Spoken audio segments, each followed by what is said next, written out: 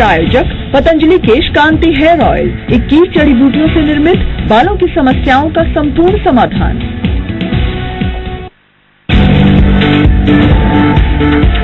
पाकिस्तान की जेल में बंद कुलभूषण जाधव पर इंटरनेशनल कोर्ट ऑफ जस्टिस में फैसला आज दोपहर 3:30 बजे आएगा फैसला। भारत ने की है फांसी की सजा रद्द करने की मांग।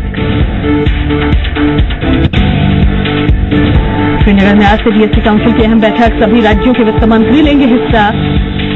अरुण जेटली करेंगे अध्यक्षता। करीब 87 कैटेगरी की सर्विसेज और प्रोडक्ट की कोडिंग होगी तय। सुप्रीम कोर्ट में 3 तलाक पर आज भी होगी सुनवाई। चीफ जस्टिस खेहर का पर्सनल लॉ बोर्ड को सुझाव, निकाहनामे में महिलाओं को मिले ट्रिपल तलाक से इनकार का विकल्प।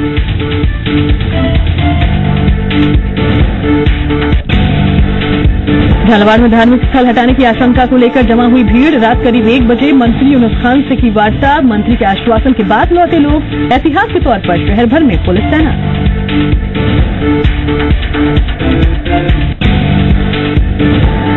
डूंगरपुर के ओबरी गांव में बड़ा हादसा, तालाब में डूबने से 5 बच्चों की मौत, पूरे गांव में मातम।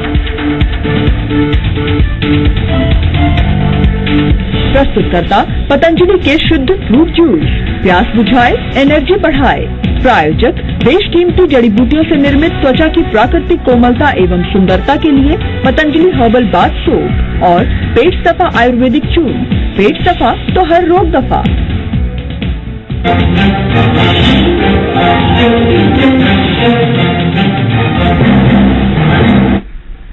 नमस्कार, स्वागत है आपका। आपके साथ मैं हूं सुनीता राय शर्मा और बुलेटिन की शुरुआत एक बड़ी खबर से करते हैं। सवाई माधोपुर के आबादी क्षेत्र में भालू घुस गया है।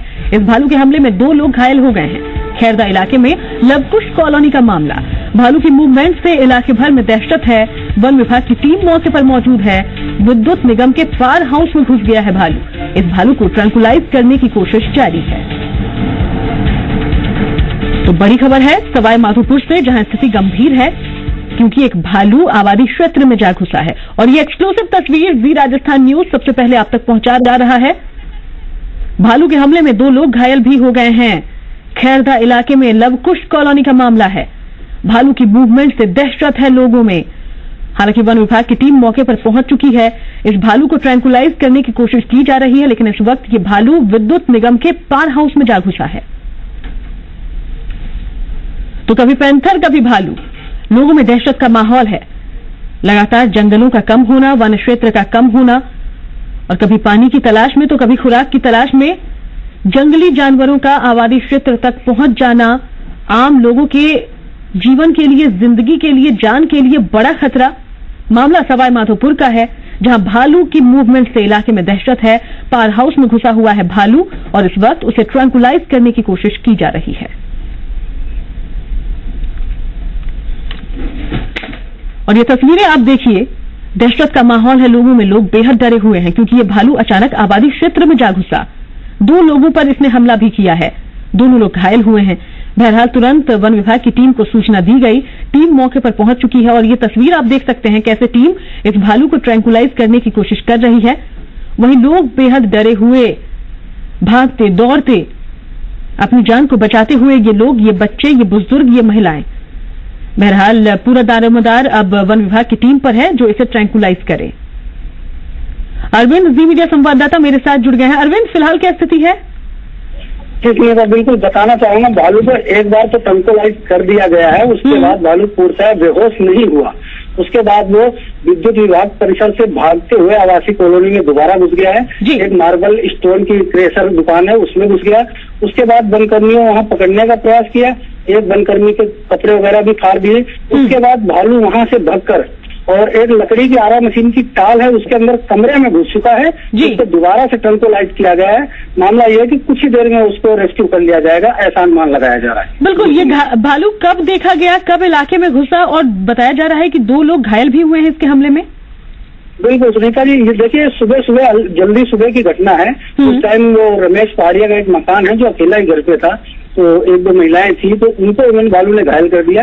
घायल करने के बाद भालू सीढ़ियों के नीचे जो बुखारी बनी हुई उसमें घुस गया जाके, और उसके बाद जब वन विभाग की टीम काफी देर बाद पहुंची तो उसको ट्रैंकुलाइज किया, तो वहां से भगता हुआ ये इधर की तरफ आया। लगभग 3 किलोमीटर आवासीय एरिया में भालू ने भगदड़ मचा रखी है और सैकड़ों लोग भालू को देखने के लिए चारों तरफ बाउंड्री से चढ़े हुए हैं। बिल्कुल अरविंद, क्योंकि ऐसे मामले आए दिन सामने आते रहते हैं पूरे प्रदेश भर में, कभी पैंथर का आबादी क्षेत्र में जा घुसना, कभी भालुओं का जा घुसना, किस तरीके से देखें और क्या अब ये स्थिति बेहद गंभीर नहीं हो चली है, जहां इन जंगली जानवरों को वन क्षेत्र छोटा होने की वजह से और कभी पानी की तलाश में इन आबादी वाले क्षेत्रों तक ला खींचता है? बिल्कुल सुनीता, इस टाइम अगर भीषण गर्मी की बात करें तो हालात यही है कि अभी रणथंभौर के जंगलों की बात किया जाए तो टैंकरों से वहां पर पानी सप्लाई किया जा रहा है। जो पोखर है वहां पर छोटे छोटे गड्ढे हैं, उनमें डेली के डेली पानी भराया जा रहा है और जिसको लेकर हो सकता है इनको पानी की समस्या की वजह से आबादी की तरफ मूवमेंट हो। और दूसरी बात यह कि विभाग के विशेषज्ञ जो मानते हैं वो ये भी मानते हैं कि रणथंभौर जो कोर एरिया है वो बहुत छोटा पड़ता है, वहां पर टाइगर या जो भी वन्य जीव है उनके हिसाब से बहुत छोटा है, इसलिए भी जो वन्य जीव है उनका मूवमेंट जो है आबादी परिसर की ओर हो रहा है, जिसकी जरूरत है कि इन बातों पर ध्यान दिया जाए ताकि आम लोगों की जिंदगी पर भी ना बने और ये जंगली जानवर भी सुरक्षित रहें। बहरहाल इस भालू को ट्रैंकुलाइज करने की कोशिश की जा रही है। शुक्रिया आपका अरविंद। और आज एक अहम दिन है कुलभूषण जाधव मामले में। आज का दिन सबसे अहम है क्योंकि आज फैसला आना है। कुलभूषण जाधव की फांसी की सजा को लेकर इंटरनेशनल कोर्ट ऑफ जस्टिस आज दोपहर 3:30 बजे फैसला सुनाएगा। 15 मई को नीदरलैंड्स के हेग में 11 जजों के सामने भारत की दमदार दलीलों पर पाकिस्तान को भरोसा देना पड़ा था कि वो फैसले से पहले कुलभूषण को फांसी नहीं देगा।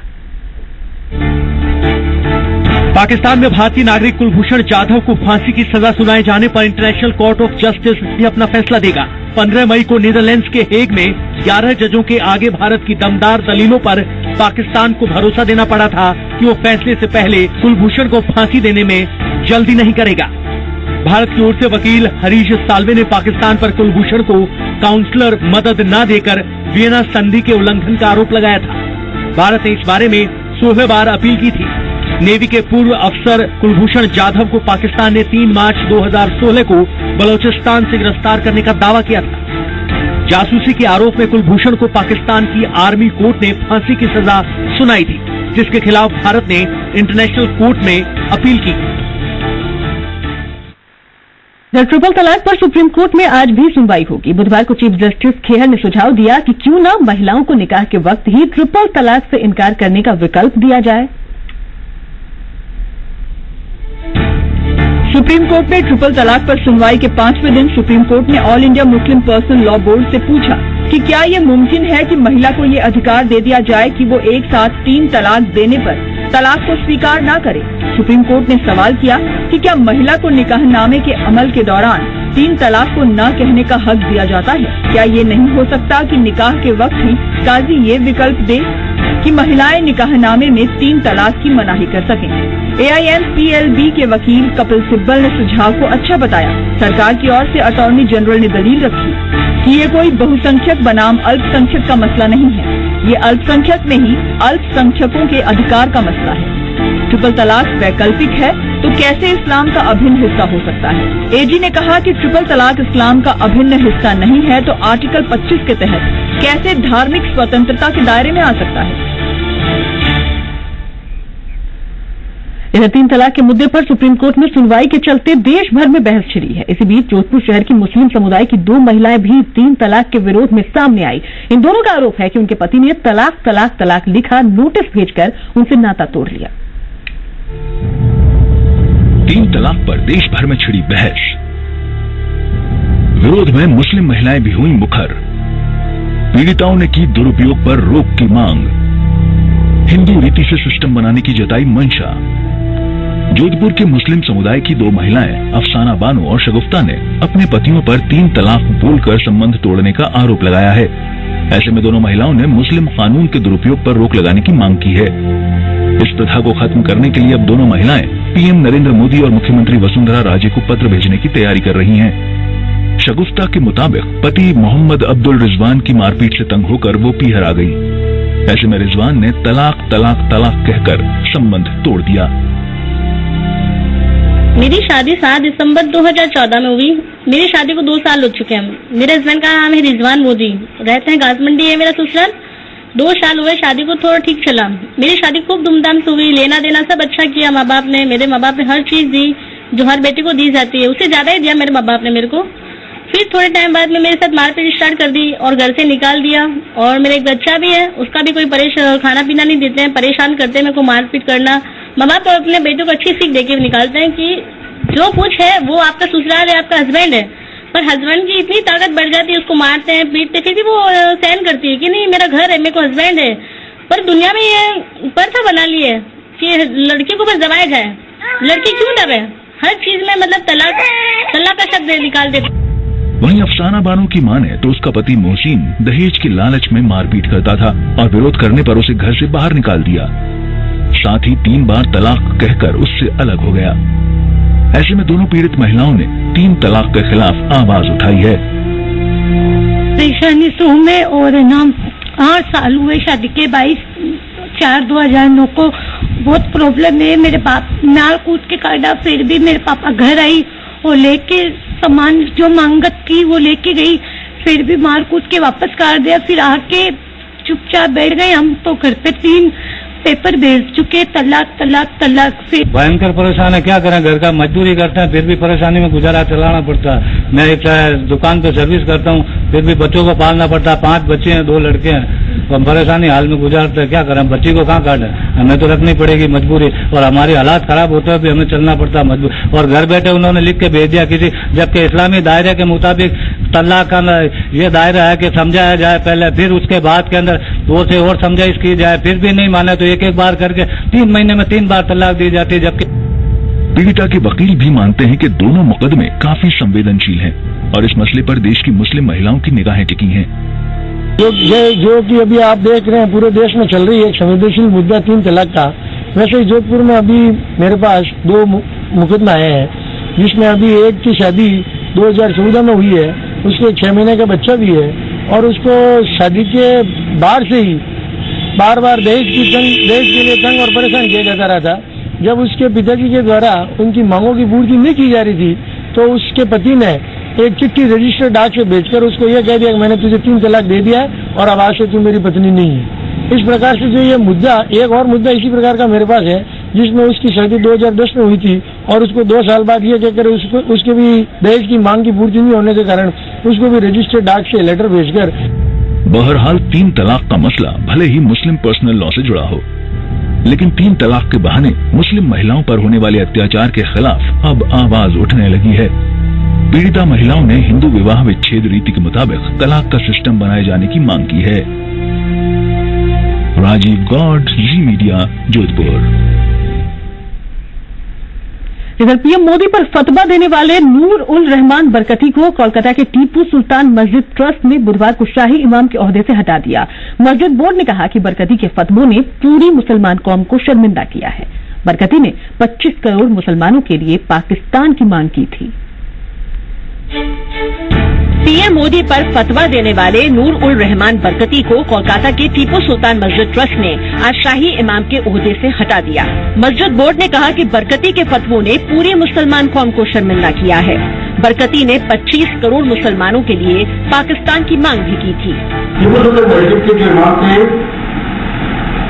जनाब नूर उल रहमान बरकती, उनको हटाने के लिए बाकायदा नोटिस हम लोग भेज चुके। वो आज की तारीख के बाद टीपू सुल्तान मस्जिद के इमाम नहीं रहे। लेकिन बरकती ने शाही इमाम का पद छोड़ने से इनकार करते हुए कहा है कि वो फैसले को कोर्ट में चुनौती देंगे।